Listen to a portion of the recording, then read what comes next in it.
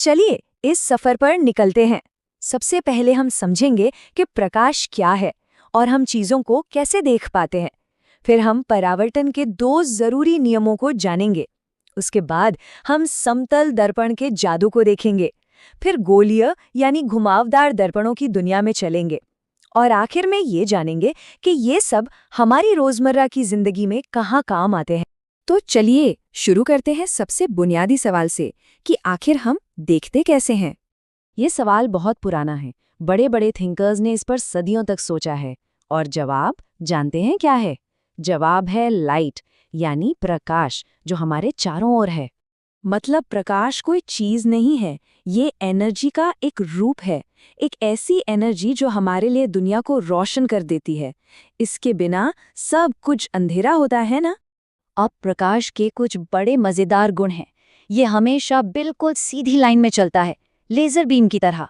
और सबसे बड़ी बात, इसे चलने के लिए किसी सहारे की, मतलब हवा या पानी की जरूरत नहीं होती। ये तो वैक्यूम यानी खाली जगह में भी बड़े आराम से सफर कर सकता है। और रफ्तार होश उड़ा देने वाली, लगभग 3 लाख किलोमीटर एक सेकंड में। सोचकर देखिए, एक सेकंड में पृथ्वी के 7.5 चक्कर। इससे तेज कुछ भी नहीं चल सकता। ये तो यूनिवर्स की स्पीड लिमिट है।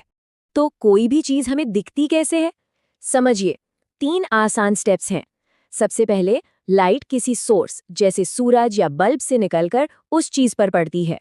फिर वो चीज उस लाइट को हमारी आंखों की तरफ उछाल देती है, यानी रिफ्लेक्ट करती है। और जैसे ही वो रिफ्लेक्टेड लाइट हमारी आंखों में पहुंचती है, बस हमें वो चीज दिखने लगती है। अच्छा, तो अब हम ये तो जान गए कि देखने के लिए लाइट का बाउंस होना यानी रिफ्लेक्शन जरूरी है। तो चलिए अब इस बाउंस के पीछे के रूल्स को समझते हैं। और हाँ, फिजिक्स में हर चीज के नियम होते हैं, बाउंस करने के भी।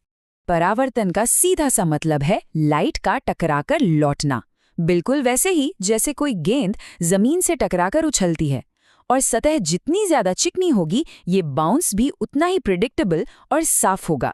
और बस यही वजह है कि आईने में तो शक्ल दिख जाती है, पर दीवार में नहीं। आईना एकदम चिकना होता है, तो वो लाइट को एक तय तरीके से सीधा हमारी आंखों में भेजता है। जबकि दीवार की सतह खुरदुरी होती है, तो वो लाइट को हर तरफ बिखेर देती है। अब परावर्तन के 2 सुनहरे नियम हैं और ये बहुत आसान है। पहला नियम ये कहता है कि आने वाली किरण टकराकर जाने वाली किरण और सतह पर जो सीधी लाइन हम खींचते हैं, ये तीनों एक ही प्लेन में होते हैं। और दूसरा, जो कि सबसे जरूरी है, कि जिस एंगल पर लाइट आती है, ठीक उसी एंगल पर वापस जाती है। एंगल इन बराबर एंगल आउट। सिंपल। तो इन नियमों को काम करते हुए देखने के लिए तैयार हैं? चलिए सबसे आम आईने से शुरू करते हैं, यानी हमारे घर के समतल दर्पण या प्लेन मिरर से। दर्पण की बात करने से पहले एक जरूरी चीज समझ लेते हैं, रियल और वर्चुअल इमेज में फर्क। रियल इमेज वो है जिसे हम किसी पर्दे पर उतार सकते हैं, जैसे सिनेमा हॉल में फिल्म। और वर्चुअल इमेज वो बस एक इल्यूजन है, जो लगती है कि वहां है पर होती नहीं, जैसे आईने के अंदर दिखने वाली हमारी परछाई। समतल दर्पण मतलब जो शीशा हम रोज इस्तेमाल करते हैं, वो बहुत प्रिडिक्टेबल होता है। वो जो इमेज बनाता है वो हमेशा सीधी होती है। उसका साइज भी बिल्कुल हमारे बराबर होता है।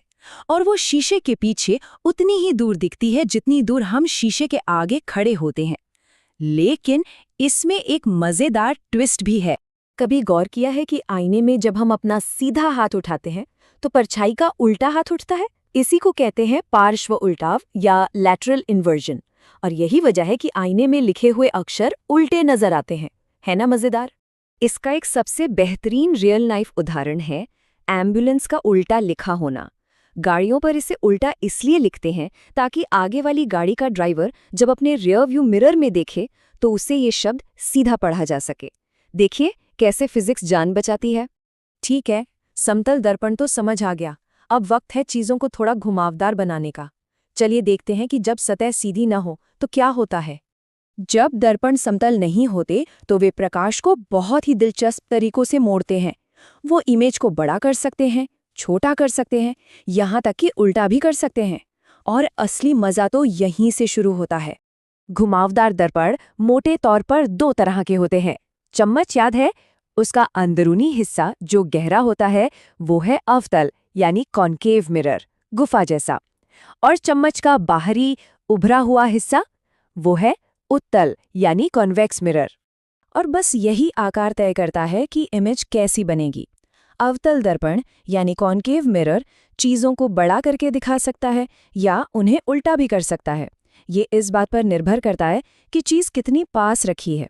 वहीं दूसरी तरफ उत्तल दर्पण यानी कॉन्वेक्स मिरर हमेशा एक ही तरह की इमेज बनाता है, सीधी, छोटी और जिसमें ज़्यादा बड़ा एरिया नज़र आता है।